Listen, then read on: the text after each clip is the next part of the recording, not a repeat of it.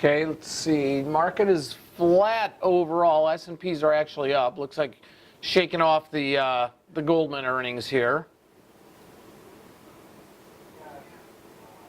Was hoping CVX would actually be on the downside. Remember, we were looking at that all day on Friday for a potential entry.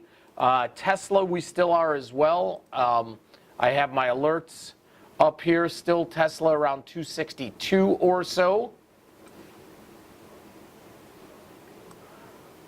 Okay, so we will definitely be looking at that.